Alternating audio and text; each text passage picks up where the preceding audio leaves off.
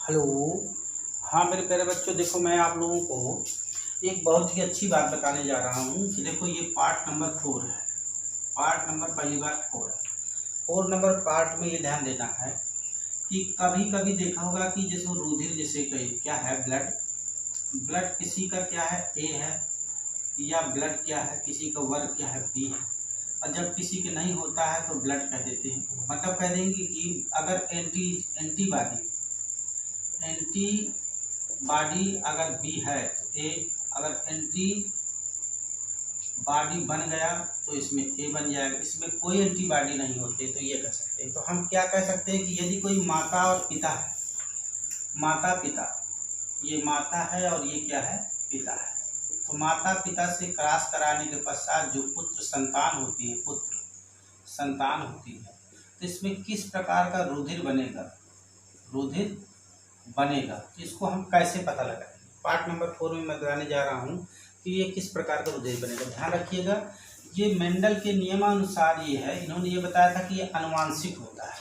अनुवांशिक अनुवांशिक अनुवांशिक के द्वारा, अनुवांशिक क्रियाएं हैं, इसके द्वारा हम पता लगा सकते हैं। कम से कम 2 पीढ़ी या 3 पीढ़ी में इसका पता आसानी से चल जाता है। तो देखेंगे अगर इसको कैसे हो जाता है। तो देखिएगा, ये इनके लिए अनुवांशिक क्रियाओं के लिए जीन जिम्मेदार होता है। क्या जीन जिम्मेदार होता है, जीन ही इसका जिम्मेदार होता है। जीन को हम आई से निरूपित कर देते हैं, ठीक है।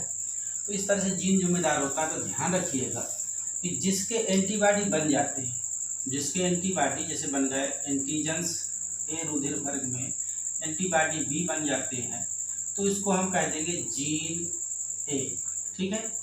और एंटीजन बी में अगर ए बन जाते हैं तो रुधिर बी, जिसमें कोई एंटीबॉडी नहीं बनते, एंटीजेंस ओ है, मान लो ए बी है, ए बी, ए और बी, इसमें कोई एंटीजेंस नहीं होते तो हम इसको लिख देते ओ। जिसमें कोई एंटीजेंस एंटीबॉडी नहीं बनते उसको हम कह देते ओ। ध्यान रखिएगा, इसमें एलील्स जो होते हैं जोड़े में होते हैं। एलील्स क्या होते हैं, एलील्स एलील्स जोड़े में होते हैं, जोड़े में।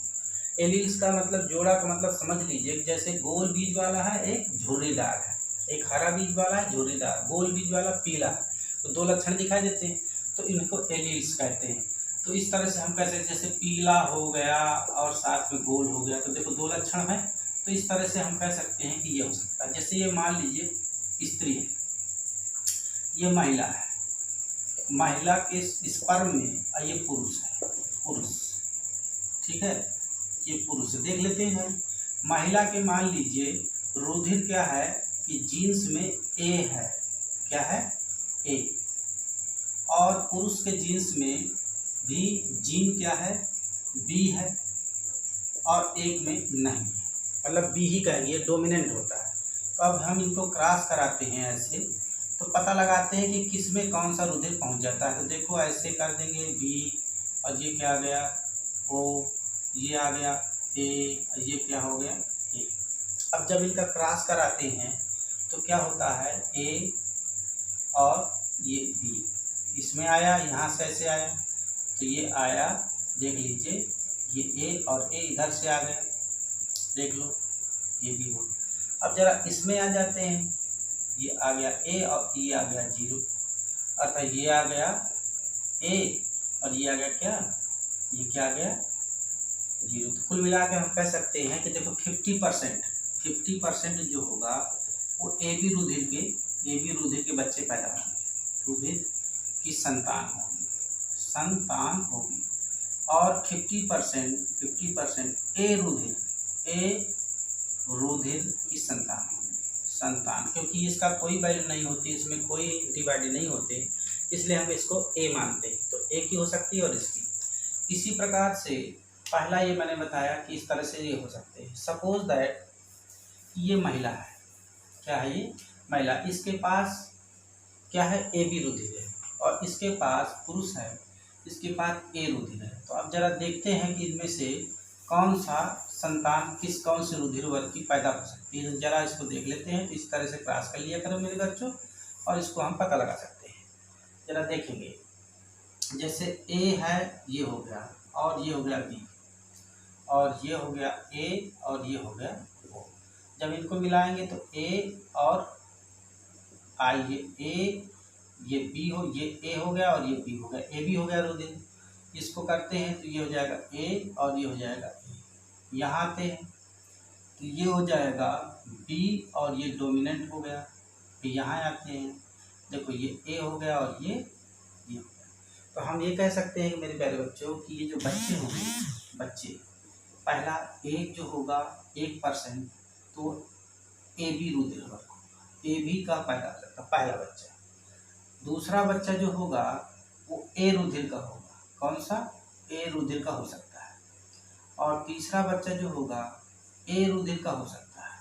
और चौथा जो होगा वो बी रुधिर का हो सकता है, किसका, बी रुधिर का।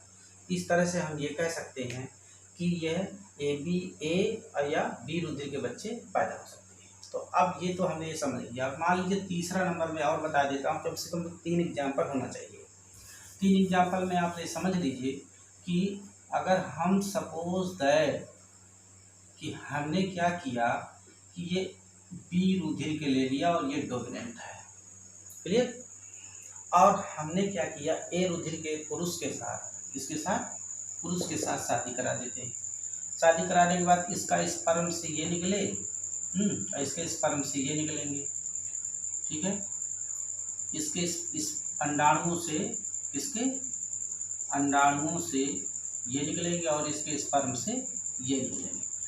तो इस तरह से इनके जीन में अगर क्रिया होती है तो देखो क्या होता है कि यहाँ पे ये मिलेगा तो क्या हो जाएगा आई ए आई जीरो, अर्थात ए रुधिर वर्ग यहाँ आ जाएगा आई ए आई बी, यहाँ क्या हो जाएगा आई जीरो, और यहाँ क्या होगा आई बी और आई जीरो। कुल मिलाकर के हम ये कह सकते हैं, क्या कह सकते हैं कि देखो ये चारों प्रकार का रुधिर पैदा हो सकता है, चारों प्रकार के रुधिर के बच्चे हो सकते हैं। कौन कौन से, पहला बच्चा जो होता है देखो ए रुधिर का, रुधिर वर्ग कौन सा होगा, ए का हो सकता है क्योंकि ये डोमिनेंट है।